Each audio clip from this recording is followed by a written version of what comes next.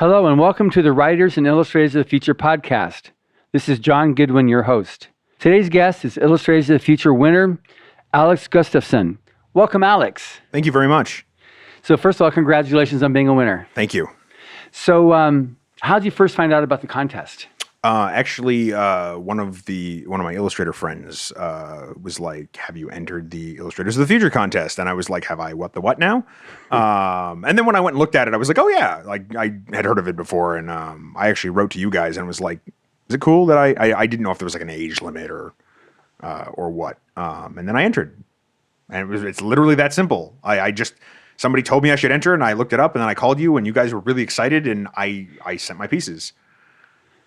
So this is the first time you entered? Yep, I've never entered before. Wow, so you won first off. So that's really great. So congratulations on that. Thank you very much. I love your art. It's just amazing. Thank you. I really appreciate that. I have several posts up on that so that anybody who's interested, they can see it either on your website or on the Writers of the Future Facebook, Instagram, or Twitter posts.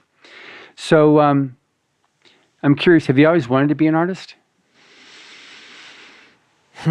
Yes. I think the first thing I really wanted to be was a paleontologist. But then I figured out what that actually entailed and that they don't get paid at all. So I naturally picked artist for the big monetary win. I've always drawn.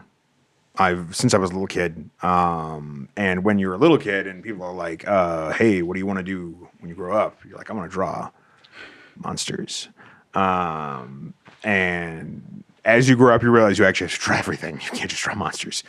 But yeah, it natural course of events, you know, like I got into drawing and then I got into painting and then I eventually discovered digital painting and I had a real passion for that. And oddly enough, through that, discovered traditional sculpture, which I don't know how that worked out. One of my teachers at Savannah College of Art and Design was like, have you tried maquette sculpture? And I was like, which is like the models that we do either for animation or just for getting the lighting right for a still image. And I just fell into that hard. I was like, wow, this is so freeing and just like any stress in your life just melts away. And I was like, okay, yep, I'm doing the right thing.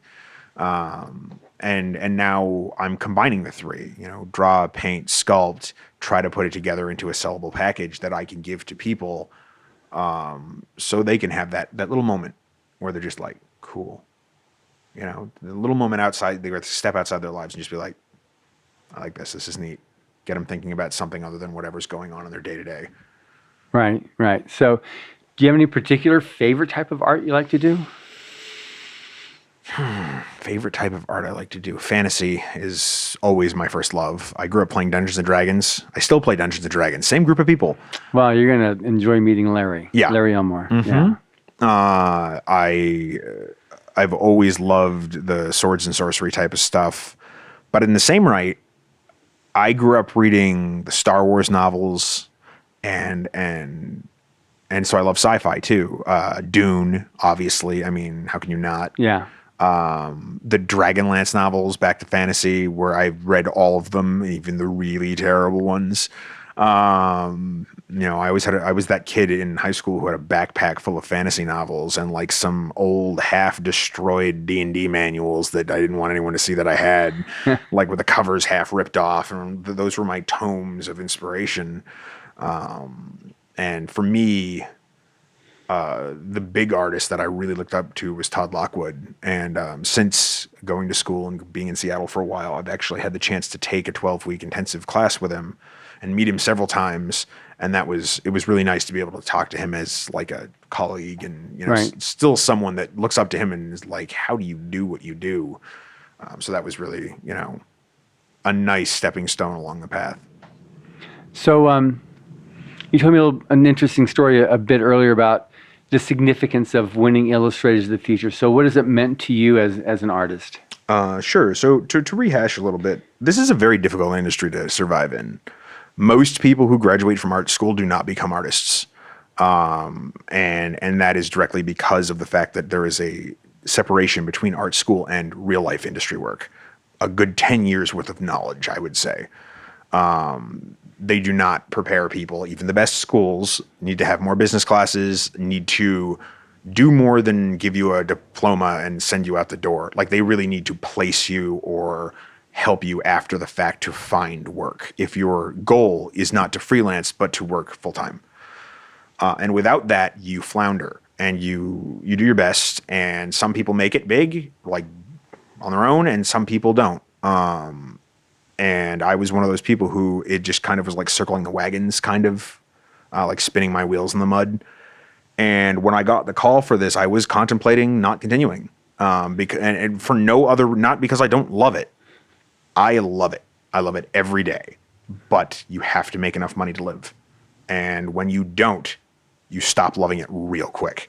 When it becomes down to I can eat or I can paint, that's no one chooses paint. Like, that's not a thing. That's a thing you find in the movies, but that's not a thing you find in real life. And when I got the phone call from you and Joni, I was just like, maybe I can make this work. So I picked up another job, moved to a cheaper place and made it work. And we're so far so good. So far I've been making milestones and goals and going about things differently. But that's because, you guys were like, we really like what you do. Good. So, as you point out, unfortunately, yours is not an uncommon story. So, with respect to other people that listen to this, other aspiring artists, what could you give them in terms of a tip or your suggestion over like what you're having to deal with? Sure. Big one. And I've told this to classes at a couple of colleges too. You need to diversify your stuff. So you like doing fantasy art. That's great. You want to be an anime artist. Fantastic. You also need to be a graphic designer or an animator or something that you can get a job in that pays until you are a good enough thing that you want to do where you can compete with the best in the industry. Because if you're okay at painting and drawing and you step into the arena, and that's how you have to look at it. You have to look at it as an arena, and every single person is in there fighting to get jobs. You're not going to survive. You're going to get taken right out, because art directors don't take pity on people. They're not being mean. They have to cover their own bacon. They have one book cover that they need to do. They're either going to hire someone they've worked with before, or if they do take a chance on someone new, they're going to take a chance on someone with an outstanding portfolio, and you are judged on your worst piece every time. So just, don't put all of your eggs in one basket. I wish I had known that when I went to school. I would have just diversified a little bit, probably gone for animation as well, picked up something like rigging or lighting, and with that knowledge, been able to go and work in an animation farm while I trained to be an illustrator. Right. But they're connected. Your disciplines can be connected. They can complement each other, but don't just have one. Because if that fails you at any point in time for any reason, you're completely done. Right. And it is totally okay to have to get a regular job. That doesn't make you less of an artist. That doesn't make you a failure in any way, shape, or form. Just don't let it swallow your life. Keep the balance. Good. That's very good advice. So on the art that you submitted for winning the contest, tell me about that. Sure. So there are three pieces. First one was Blood and Sand, which is based on my favorite movie, or one of my favorite movies, I should say, because there are many, Gladiator. I have watched that movie an unhealthy amount of times. But it's one of every time. It's such good visceral storytelling. So I knew I wanted to do like an arena scene, and I knew I wanted animals in there because I always thought that was barbaric but cool. Mm-hmm. And so I did a lot of studying on tigers. I do a lot of research into my work. Okay, I need to have a guy in armor. What kind of armor were gladiators actually given? Not Hollywood gladiators. And it should be very mismatched because they would win prizes off of people who died, or be given things as gifts from benefactors. So it was never like you have a shiny set of armor. It would be like you have mostly leather wraps, but then a few disparate pieces of armor for victories. And I wanted, a cat. A tiger's a 600-pound cat. How would a tiger knock down a 400-pound guy? Okay, well, he'd have to push him to the ground. So I wanted that moment where the tiger had already hit him, and the guy was just starting to fall back and he had dropped his weapon, and you weren't sure if the tiger was going to win in that instant or the guy was going to pull out some kind of crazy fight move and get his weapon back and take the cat down. And there's another cat coming in the background. So even if he gets that first one, he might still be kind of screwed. So it's all about the tension. You know, you don't ever want to show the killing stroke. And gore should only be used if it's called for by the art director or if it serves a greater purpose in the narrative. You know, stuff like that. Subtlety is key. Right. Good. And then your next piece? The next piece is Ranger's Rest. To go back to an earlier note, I grew up playing Dungeons & Dragons. I still play Dungeons & Dragons. I listen to the Critical Role podcast. I love D&D. I know the team over at Wizards. They're all wonderful people. And I wanted to do a series of the different classes that you could play, but maybe not how you'd seen them before. So for the Rangers class, it was just an elf getting some water, and the fox kind of comes out. And it was a very serene piece. I really didn't want it to be about combat. I wanted it to be about the Ranger's relationship with nature, and then all the detail that I could pour into the surrounding foliage and whatnot. Yeah, I love that piece. It's just, that was my favorite one of yours. And then the third one? Third one is Hunter's Moon, which was my stab at just doing some practice book cover work. And that's very stylized central piece with female in kind of futuristic body armor. And the short story behind it was a lone bounty hunter comes to a lawless moon hunting her target, you know, and runs afoul of treachery or whatever. And I was exploring using large shapes in the background. There's some gears and there's some like robots on the gears. And it was just me playing with different ideas and thoughts and doing something that I hadn't done. And I used like a red purple color scheme, which was new for me. I'd never done that. So Good. Obviously, yeah, it's amazing art because you won with it.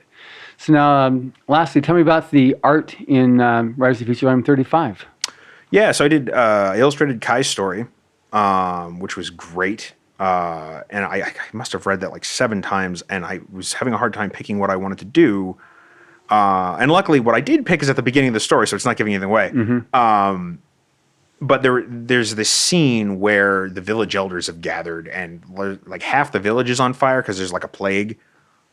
And the wizard is standing out there talking to them, and the village elders are like, hey, you've killed everyone, but you haven't killed that one kid, and you need to kill him. And the guy's like, through my wizarding powers, obviously written better than how I'm describing it, I know he's not going to die, so I'm not going to kill him. And they were like, you have to. And he's like, you know, I'm not going to do that. Screw this amount. And goes, and he's just like, the way it's written, you can just see him kicking in a door of a building that's totally in flames, and there's fire just gushing out of this like kind of Mongolian yurt type tent.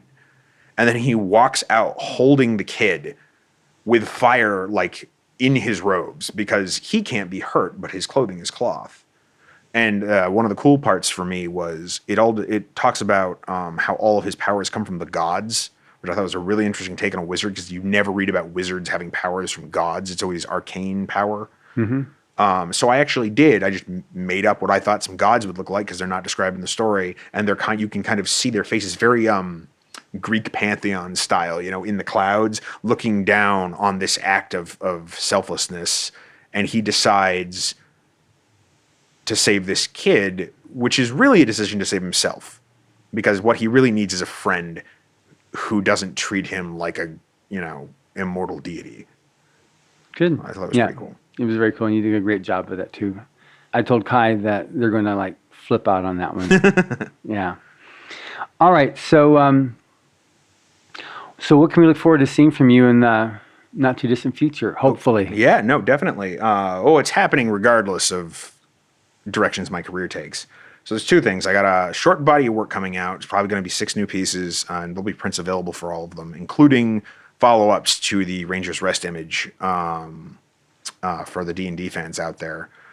And then I have a large project called Ironheart, which is a multidisciplinary world building project that's going to be eventually a published book. So it's going to have 6 to 8 illustrated short stories. And then the second half of the book is all the concept art, sculpture, and whatnot that goes into designing and building the world and races, vehicles, technology, magic, etc.